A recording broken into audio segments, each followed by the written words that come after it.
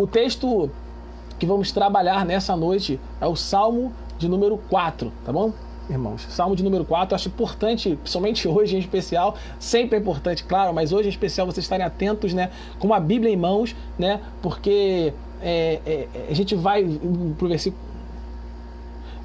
versículo 1, depois vai para o versículo 3, depois vai para o versículo 2, a gente vai ficar caminhando por entre os salmos, porque muitas vezes algum tópico que o salmista trabalha no verso 1 tem relação com outros versos, então a gente vai ficar indo e voltando, né? Vai ser um sermão expositivo, então a gente vai trabalhar principalmente esses outros versos. Alguns momentos eu vou pegar alguns outros textos, né, para que a gente possa entender melhor, né, o contexto, para que a gente possa entender melhor aí o fundamento doutrinário, né, que envolve aí, permeia aí o texto que a gente está trabalhando, permeia aí a exposição que estamos trabalhando, mas a gente vai ficar principalmente nesse texto, tá? Então, se os irmãos puderem, né, ficar com a Bíblia aberta no Salmo de número 4, será muito importante. Vocês podem estar com canetas em mão, um lápis, caderno, enfim, né, para estar anotando, fiquem à vontade, tá bom, irmãos? Salmo de número 4, vamos lê-lo todo. Diz assim a palavra de Deus: ouve-me quando eu clamo, ó Deus da minha justiça. Na angústia me deste largueza, tem misericórdia de mim e ouve a minha oração. Verso 2: Filho dos homens, até quando convertereis a minha glória em infâmia? Até quando amareis a vaidade e buscareis a mentira?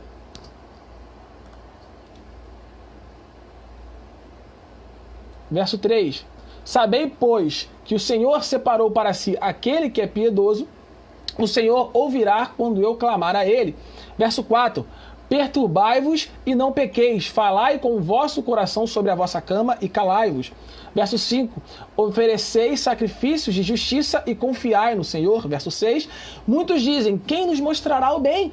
Senhor, exalta sobre nós a luz do teu rosto. Verso 7: Puseste alegria no meu coração, mais do que no tempo em que se lhes multiplicaram o trigo e o vinho. E verso 8: Em paz também me deitarei e dormirei, porque só tu, Senhor, me fazes habitar em segurança. Vamos fazer mais uma vez uma oração ao Senhor. Santo Deus, eterno Pai, graças te damos pela oportunidade de estarmos aqui, Pai, juntos, Pai, coletivamente adorando a Ti, Pai, cultuando ao Seu santo nome, Pai. O Senhor, que é digno de toda a glória e toda a honra e é o autor da nossa fé, como declaramos nas canções anteriormente trabalhadas. Senhor, que o Senhor possa não nos desamparar como o Senhor nunca faz e, principalmente nesse momento, que seu Espírito Santo, né, conduza essa mensagem, para que essa mensagem não seja de mim, mas que eu seja apenas o mensageiro da mensagem que vem do Senhor. Que a sua mensagem nos transforme como ela sempre faz, que ela nunca volta vazia. É isso que nós queremos, Pai, nos humilhar perante as suas escrituras, aprender mais sobre como cultuar a Ti, Pai, da forma que o Senhor quer que nós cultuemos, Pai. Como agradar a Ti, Pai, através do nosso culto, através da nossa atitude. É isso que nós queremos e te agradecemos. Em nome de Jesus, amém e amém. Então vamos lá. Exposição de Salmo de número 4, né? O Salmo de número 4, ele tem 8 versículos, como a gente viu, né, na leitura, né? E eu usei aqui, eu não vou ficar tão preso hoje, né, a divisão, né, do Salmo, mas eu vou trazer aqui que eu acho interessante, é relevante para vocês, para o estudo de vocês posteriores, tá? Então, usei a Bíblia de Estudo MacArthur, né, para dividir o Salmo, né, que ele divide em 3 partes, a Bíblia de Estudo MacArthur. O versículo 1, que ele fala, que ele intitula, né, orou a Deus pedindo preservação. Do versículo 2 ao versículo 5, ele intitula, né, argumentou com seus inimigos a respeito do arrependimento. E do verso 6 ao verso 8, né, o título é louvou a Deus por ter obtido a perspectiva correta. Então ele divide aí o Salmo de número 4 em 3 partes, tá? O Salmo de número 4, assim como o último salmo que eu tive a oportunidade de expor numa quarta-feira, a última quarta-feira que eu preguei, eu expus o Salmo de número 3. Aí hoje estou expondo o Salmo de número 4. E assim como o Salmo de número 3, ele também é um salmo davídico, ou seja, seu autor é o rei Davi, né? E possivelmente, muito possivelmente, né, ele tem o mesmo contexto de Salmo 3. Quem lembra do contexto de Salmo 3? Né? Salmo 3, para quem não lembra, né, ou para quem não viu o outro sermão, né, é um salmo também que foi escrito quando Davi teve de fugir de Salomão, seu filho. Né? E no último sermão eu acabei não me detendo muito na explicação desse contexto, né? Então hoje eu queria me deter um pouco mais. Também não vou explicar com todos os detalhes, né? É importante vocês estarem estudando, né? Mas eu vou só falar brevemente, né, como que se deu esse episódio, né, para que vocês possam estar aí entendendo um pouco melhor aí do que a gente vai estar trabalhando, o contexto que foi escrito o Salmo possivelmente, tá bom? Então, eu vou contar brevemente a história de Absalão nesse contexto aí, né, que se encontra em 2 Samuel, tá? A história de Absalão se encontra em 2 Samuel. Davi, ele teve uma filha, né, chamada Tamar, e ela foi estuprada, né, por Aminon, que é o filho mais velho de Davi. Absalão, então, após 2 anos, mandou matá-lo por vingança. Davi ficou extremamente abalado com o ocorrido,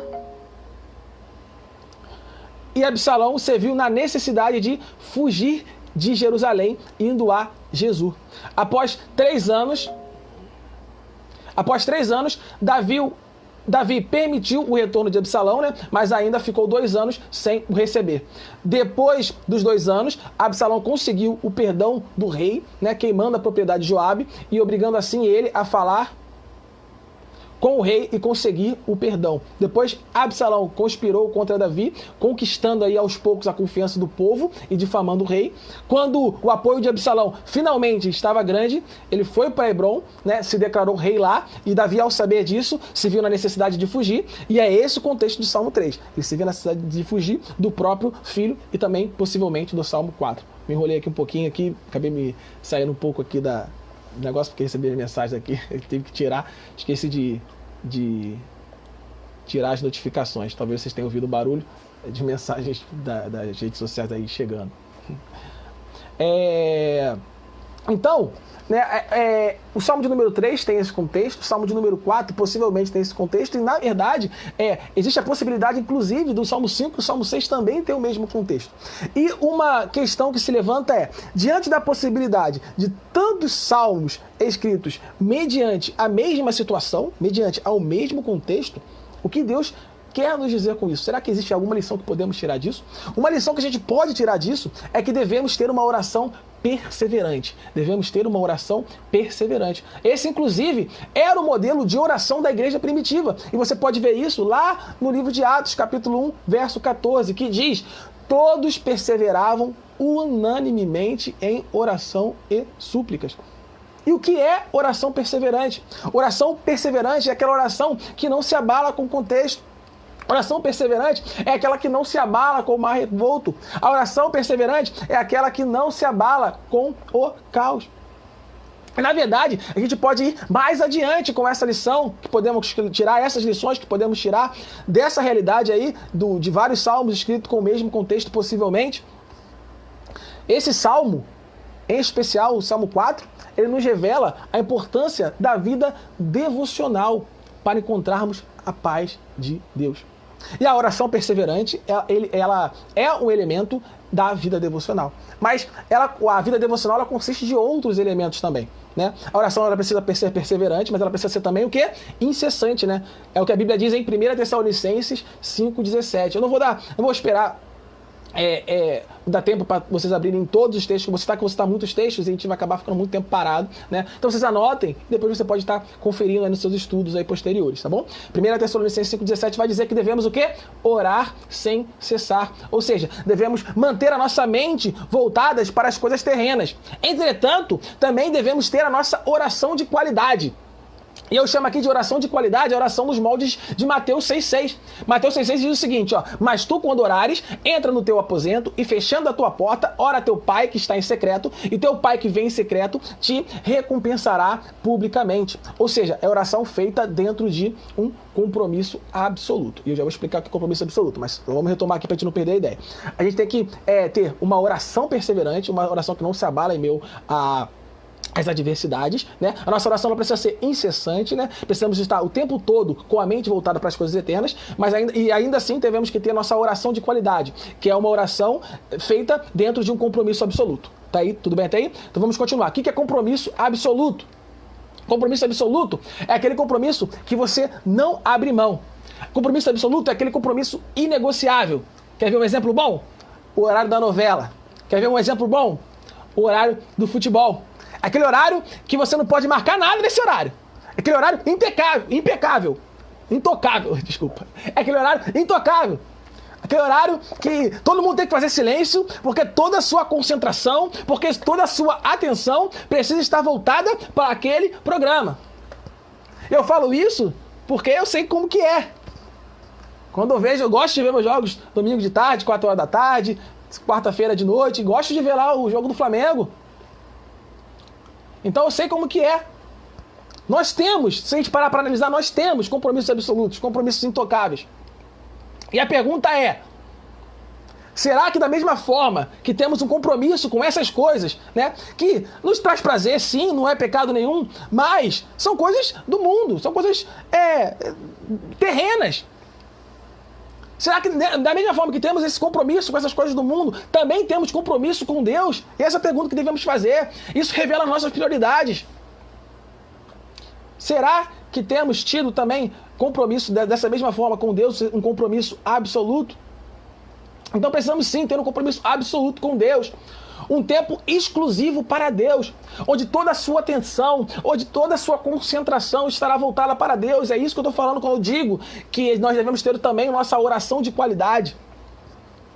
E essa oração de qualidade, então, é essa oração que é feita dentro de um compromisso absoluto. E dentro de um compromisso absoluto, né, nós vamos ter a oportunidade de ter um diálogo com Deus. A oração de qualidade faz parte desse compromisso absoluto, é um elemento desse compromisso absoluto, e também é um elemento desse diálogo com Deus, né? Mas o que eu quero dizer com diálogo com Deus? Eu gosto de usar esse termo diálogo com Deus, por quê? Porque diálogo, ele pressupõe dois elementos. Quando você dialoga com uma pessoa, você fala com essa pessoa e você escuta essa pessoa. Então, falamos com Deus através da oração e escutamos a Deus principalmente através das Escrituras Sagradas. A Bíblia é a palavra de Deus e Deus fala a seu povo principalmente através das Escrituras Sagradas, através da Bíblia, que é a palavra de Deus. Então, dentro do compromisso absoluto, dentro da nossa vida devocional, precisa haver o quê? Diálogo com Deus. Ou seja, precisa ter como elementos principais a oração. A gente falou da oração que é incessante, da oração que é perseverante e da oração de qualidade, a oração que paramos e nos concentramos, paramos e dedicamos toda a nossa atenção a Deus. E também do estudo da palavra. Então esses são os elementos que devem constituir, né, a nossa vida devocional. E a gente já vai falar da importância da vida devocional para os momentos de aflições, que é o momento que Davi está vivendo. E ele diz, né, a ideia aqui é que ele está vivendo um momento de aflição, um momento específico lá, ainda que a gente não viva um momento igual Davi viveu, com as mesmas circunstâncias, o mesmo contexto, nós vamos viver as nossas aflições. Isso se aplica também às nossas aflições, a qualquer aflição. Então, a gente vê esse diálogo, né, do salmista com Deus durante todo esse salmo, né? Por exemplo, vamos pegar aqui o salmo de número 1 e o salmo de número 3. Ouve-me quando eu clamo, ele diz, né? Ó Deus da minha justiça, na angústia me deste largueza, tem misericórdia de mim e ouve a minha oração. No verso 3, só a parte A, ele fala assim, ó, parte B, desculpa. Ele diz assim, ó, o Senhor ouvirá quando eu clamar a ele. Ou seja, o salmista está dizendo tanto nesse verso 1 todo, quanto o verso 3, parte B, que Deus escuta as nossas orações e ele as responde. Agora, é claro que nem sempre Deus responde da forma que nós gostaríamos. É claro que Deus nem sempre responde da forma que gostaríamos. Mas sempre a voz de Deus acalenta, acalma, traz paz ao coração daqueles que o amam. Sempre a voz de Deus traz paz ao coração daqueles que o amam. Davi também, no Salmo, também destaca a consequência do compromisso absoluto, da vida devocional bem estabelecida. A consequência da busca desse estreitamento do relacionamento vertical, ou seja, desse estreitamento do nosso relacionamento com Deus. Quando fazemos essas coisas, nós temos paz. Quando fazemos essas coisas, nós temos o verdadeiro descanso. Eu sempre gosto de lembrar, eu acho sempre importante ressaltar que a verdadeira paz não é aquela paz que você sente quando está na calmaria, mas a verdadeira paz é aquela que não se abala em meio ao caos. A verdadeira paz é aquela que não se abala em meio à tempestade, é aquela que não se abala em meio às aflições.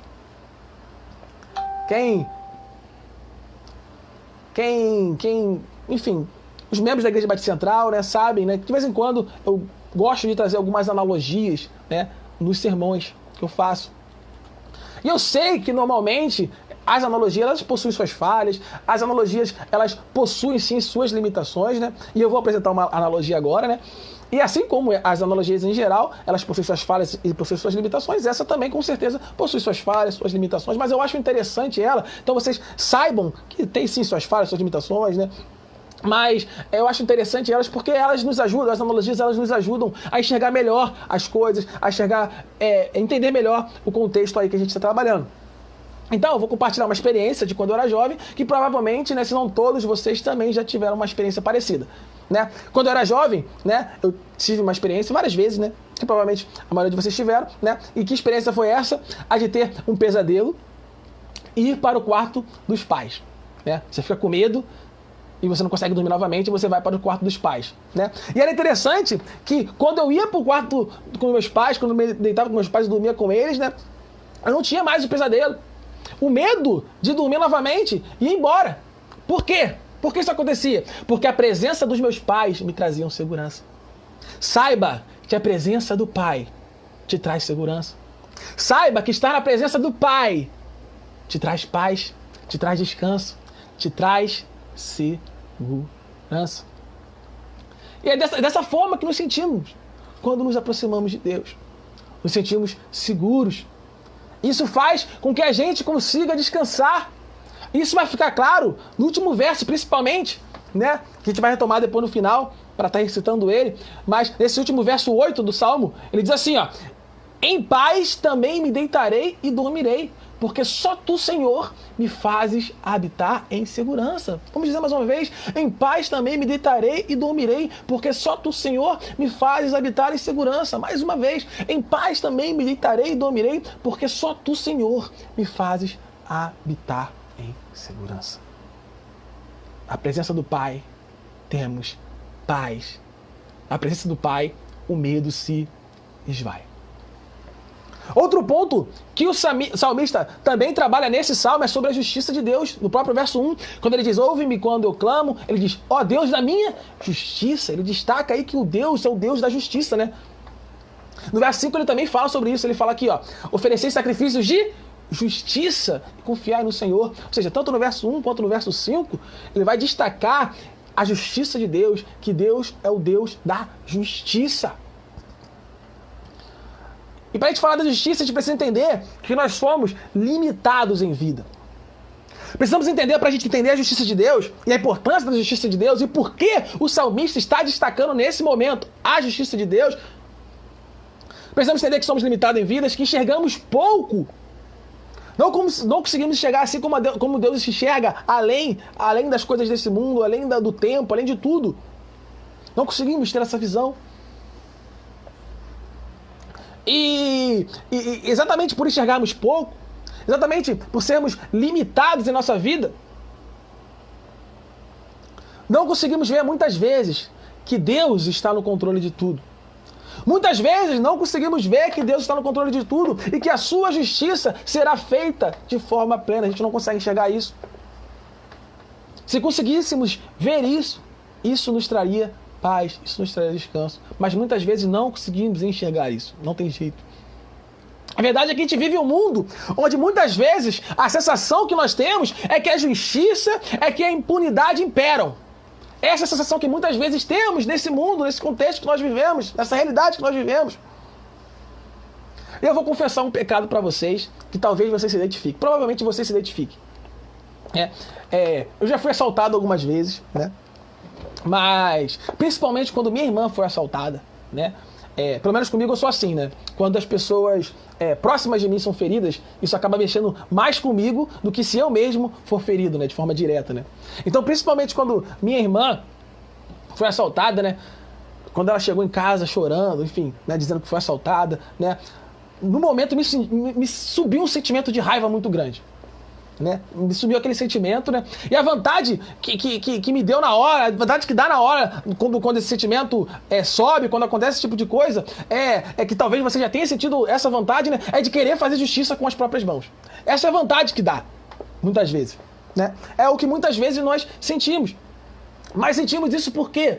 Por que sentimos isso, Tiago? Porque não conseguimos enxergar que lá na frente a justiça de Deus será plenamente satisfeita. Deus fará a justiça perfeita. Por isso temos dificuldade de entregar a justiça nas mãos de Deus. E queremos muitas vezes usurpar isso para nós. Nós mesmos fazer justiça com as próprias mãos.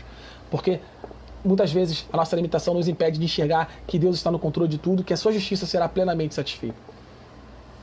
Sentimos isso por causa da nossa limitação. Mas olha o que Jesus vai dizer em Mateus capítulo 5, verso 6. Mateus capítulo 5, verso 6. Bem-aventurados os que têm fome e sede de justiça, porque eles serão fartos. Bem-aventurados os que têm fome e sede de justiça, porque eles serão fartos. Bem-aventurados os que têm fome e sede de justiça, porque eles serão fartos. Descansemos em Deus em meio à aparente impunidade. Descansemos em Deus em meio à aparente justiça. Precisamos depositar a nossa confiança em Deus, pois Ele fará a justiça perfeita e Ele nos fartará com a sua justiça perfeita. No verso 2 vai dizer: Filho dos homens, até quando convertereis a minha glória em infâmia? Até quando amareis a vaidade e buscarei a mentira? E esse verso se encaixa bem com o possível contexto, né, da fuga de Davi, onde as pessoas apoiaram Absalão, que não era o rei ungido por Deus. E quantas vezes não agimos como Absalão na nossa vida? Como assim, Tiago? Quantas vezes, da mesma forma que Absalão fez, fazemos o mesmo em nossas vidas, escolhemos o caminho dos homens ao invés do caminho de Deus? O povo escolheu, como agimos como povo também, que escolheu apoiar Absalão, ao invés de apoiar o rei ungido de Deus. Muitas vezes escolhemos fazer isso. Escolhemos o caminho dos homens, ao invés do caminho de Deus. Caminhos dos homens que, diante de um cenário como esse que estamos vivendo, né, um momento de aflição coletiva, né, onde vemos a morte de perto, nesses momentos de aflição coletiva, onde vemos a morte de perto, esses caminhos dos homens, eles se revelam o quê? Vaidade. Se revelaram vaidade na fuga de Davi, por isso ele está dizendo, né? Até quando? Né? Vocês vão ficar aí, como que faz o texto? Até quando amareis a vaidade? Então se revelaram vaidade nessa fuga de Davi, e assim como a vida de Deus, a vida sem Deus, a vida sem Deus, né? A nossa vida sem Deus, ele se revela, assim como se revelou vaidade também na velhice de Salomão. Ele vai relatar lá no livro de Eclesiastes, dizendo que tudo é vaidade. O caminho dos homens, mediante a proximidade da eternidade, a proximidade da vida pós-terrena, se revela vaidade. Talvez na sua casa você está dizendo assim: amém, glória a Deus, né? E é para dizer mesmo, só que eu quero que você reflita bem antes de dizer amém. Porque o amém precisa ser aquele amém de verdade. Aquele amém que você vai abrir mão de fato para viver a vontade de Deus. Aquele amém sabendo que você vai ter que se sacrificar. Porque o que eu vejo muitas vezes é as pessoas dizendo amém, glória a Deus, no contexto eclesiástico, numa pregação, mas quando chega a hora do vamos ver, quando chega a hora do vamos ver, onde a pessoa se depara com situações que vão ter implicações grandes em nossas vidas, aí as pessoas, muitas vezes, faz a vontade dos homens. E aquele amém que você falou quando a gente estava conversando sobre isso no sermão, quando você estava refletindo sobre isso na sua vida devocional, no seu estudo, nós esquecemos. Por isso eu quero que você reflita bem.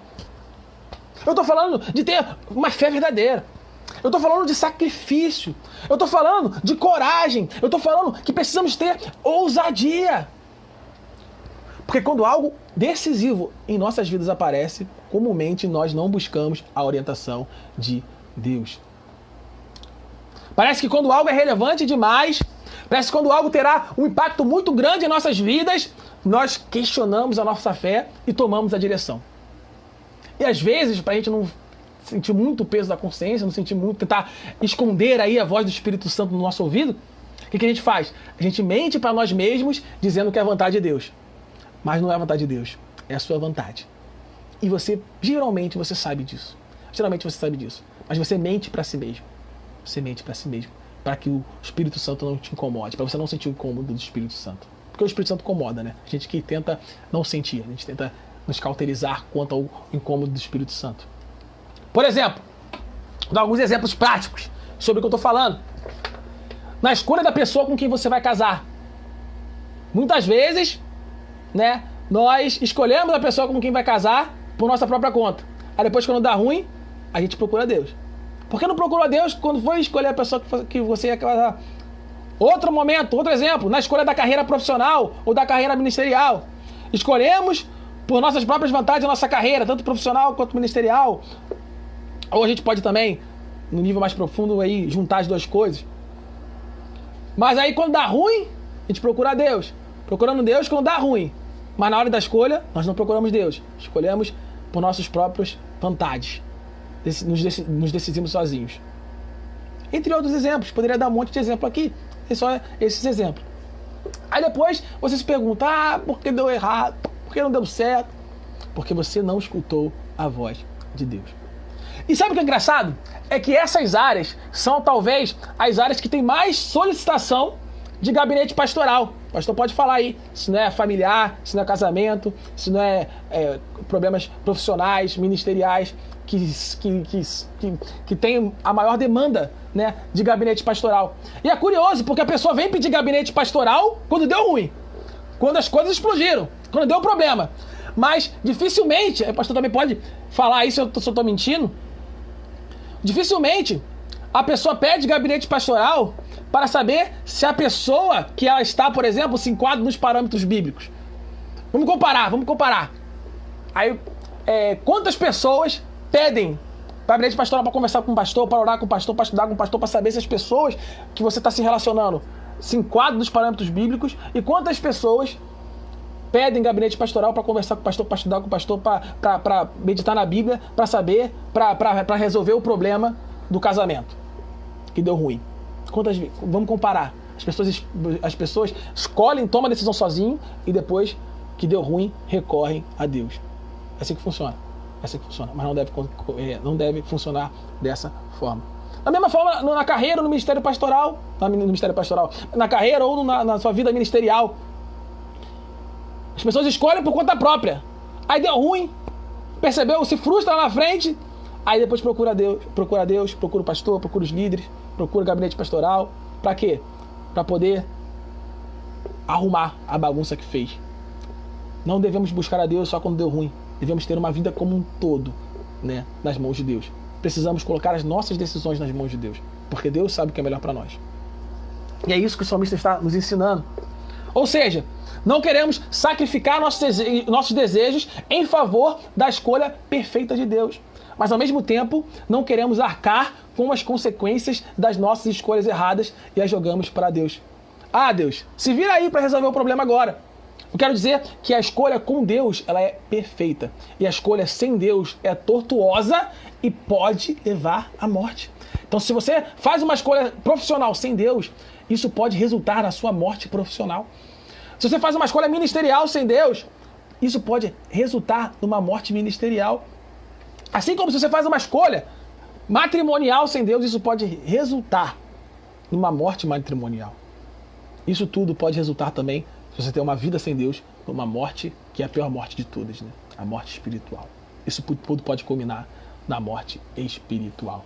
Provérbios 14:12 vai dizer: há caminho que ao homem parece direito, mas o fim dele são os caminhos de morte. Ainda que o seu senso de humanidade, né, pós-queda, ele te pareça que você está tomando um rumo correto, se humilhe perante Deus. Peça a direção de Deus. Estude as Escrituras. Para que você tome a decisão não baseado no que parece para você, no que o seu coração diz, no que você deseja, mas sim baseado no que Deus quer. Nos sonhos de Deus para você. Nos desejos de Deus para você.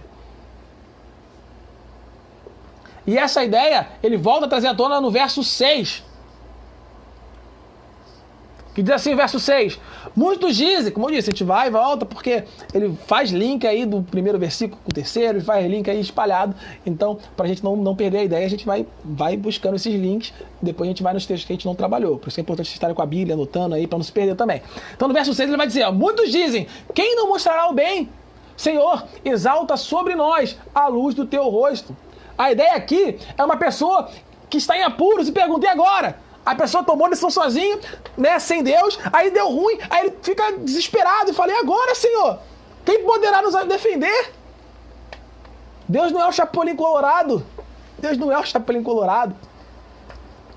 É a pessoa que pergunta, e agora? O que eu vou fazer?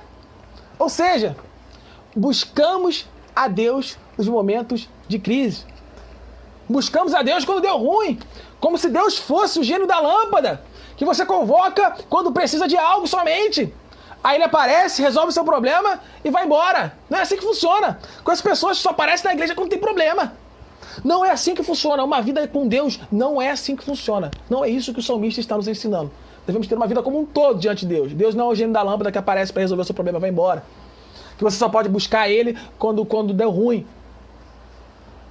E eu vejo muitas pessoas que vivem assim, buscando a Deus somente quando dá ruim, quando está em meio ao caos. Pessoas que aparecem na igreja só para resolver algum problema da vida dela e depois desaparece. E vemos isso claramente também na situação que estamos vivendo. E esse é o momento de reflexão.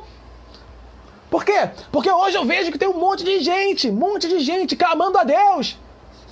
Isso é muito bom. Mas a pergunta que fica é, quantas dessas pessoas de fato entregam suas vidas como um todo nas mãos de Deus? Ou seja, resumindo, quantas pessoas, quando acabar a pandemia, continuará clamando a Deus? Essa é a pergunta. Quantas pessoas, quando acabar a pandemia, continuará clamando a Deus? É isso que a gente está trabalhando. Verso 3, parte A. A parte B a gente já trabalhou, então vou pular. E vamos para o verso 4 também. Verso 3, parte A diz, sabei, pois, que o Senhor separou para si aquele que é piedoso. 3, parte A. 4, parte B a gente já trabalhou. O 4, perturbai-vos e não pequeis. Falai com o vosso coração sobre a vossa cama e calai-vos. Nesses versículos, o salmista está falando sobre vencer a tentação do pecado. Ele está falando sobre domínio próprio. E ele começa falando sobre o piedoso. Piedoso não é aquele que não tem pecado. Piedoso é aquele que, ainda que o pecado habite nele, né, a gente tem a doutrina do pecado remanescente, ainda que o pecado habite nele, ele não dá lugar ao pecado. Ou seja, é aquele que consegue refrear os seus impulsos pecaminosos. Piedoso é aquele que consegue ter domínio próprio, o fruto do Espírito. Ou você tem passado por tentações? Você tem sentido vontade de pecar? E eu quero te dizer, nessa noite, que em Deus você é capaz de controlar esses impulsos pecaminosos. Deus te capacita a isso. E de maneira mais específica agora, né, no contexto do salmista, que é o contexto de tribulação, que é também um contexto que estamos vivendo aí coletivamente, mas que você pode estar vivendo também especificamente, né? Vivemos momentos também de tribulações específicas durante a vida. Esses momentos de tribulações, por si só, são capazes de nos trazer impulsos pecaminosos fortes. Eu dei o exemplo da violência inicialmente, naquela analogia que eu fiz anteriormente, né? Como em meio à violência eu acabei sentindo um desejo de ser violento também, né? Um desejo de fazer justiça com as próprias mãos, né? Ou seja, eu tive aí um impulso pecaminoso, mas podemos sim, Deus nos capacita a refrear esses impulsos pecaminosos que esses momentos de aflições nos levam a ter. Podemos e devemos refrear esses impulsos pecaminosos, podemos e devemos ter o fruto do Espírito, domínio próprio. E claro, eu dei um exemplo aqui da violência, mas pode ser qualquer área. A gente também trabalhou hoje a área conjugal e a área ministerial e profissional. Nessas áreas também. Quantas vezes não temos tentações quando vivemos aflições em meio à nossa vida profissional, ou nossa vida ministerial, ou nossa vida sexual? Quantas vezes vivemos aflições nessas áreas? Eu quero dizer que nós podemos, em Deus, e devemos refrear esses impulsos pecaminosos, porque o fruto do Espírito é o domínio próprio. Ele nos capacita a dominar o nosso próprio corpo, a refrear esses impulsos pecaminosos. Esses impulsos pecaminosos, eles vão aparecer, eles existem, mas em Deus nós temos capacidade de refreá-los. E como podemos estar fortes espiritualmente para vencer essas batalhas que fatalmente irão aparecer? Porque aflições, todos nós vivemos, como a Bíblia vai dizer. Não há jeito de fugir, então vamos viver e essas aflições vão trazer impulsos pecaminosos. E naturalmente também teremos impulsos pecaminosos durante a vida, porque nós somos pecadores. Então, como que a gente pode estar forte espiritualmente para vencer as aflições quando elas surgirem? E a gente retoma a ideia inicial. Estamos fortes, tendo uma vida devocional. Estamos fortes, tendo um compromisso absoluto com Deus. Ficamos fortes espiritualmente para combater, para ter domínio próprio, para vencer o pecado quando estreitamos o nosso relacionamento vertical, nosso relacionamento com Deus. Dessa forma que nós podemos e vamos conseguir vencer as tentações pecaminosas que nós temos. E verso 7, que é o último versículo que a gente não trabalhou, e a gente vai terminar expondo ele e depois falando mais uma vez aí, todos juntos, o versículo 8. Tá? Então o versículo 7 vai dizer: puseste alegria no meu coração, mais do que no tempo em que se lhes multiplicaram o trigo e o vinho. Ou seja, ainda que você sinta prazer nas alegrias da vida, ele está falando aqui, ó, que o prazer que você sente em Deus, a alegria que você sente em Deus, ele está além de todas as alegrias que você pode sentir nas coisas terrenas. Você faz uma festa, você fica alegre, a alegria de Deus, ela transcende todas as coisas. Ela é muito maior do que qualquer alegria que nós podemos ter com as coisas desse mundo. A alegria que Deus te proporciona excede todo o entendimento. É uma alegria transcendente. Ela permanece ainda que estejamos em meio ao caos. A alegria de Deus, ela permanece ainda que estejamos em meio às aflições. Ou seja, a alegria de Deus não é moldada pelas circunstâncias. Se você vive uma vida em busca da felicidade, eu quero te dizer que a felicidade plena, a felicidade completa, a felicidade que não é moldada pelas circunstâncias, ou seja, que ela é inabalável, ela só pode ser encontrada em Deus. Em Deus. Você tem alegria que excede todo entendimento.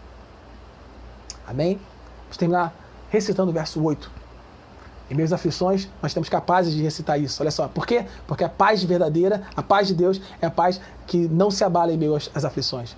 Ele vai dizer, ó, em paz, nós, em paz, também podemos o quê? Nos deitar e dormir, porque só nele, só em Deus, Senhor, Ele nos faz habitar em segurança. Então vamos lá. Em paz também me deitarei e dormirei, porque só tu, Senhor, me fazes habitar em segurança. Mais duas vezes. Em paz também me deitarei e dormirei, porque só tu, Senhor, me fazes habitar em segurança. Em paz também me deitarei e dormirei, porque só tu, Senhor, me fazes habitar em segurança. Em Deus nós temos paz e nós podemos descansar em paz. Amém?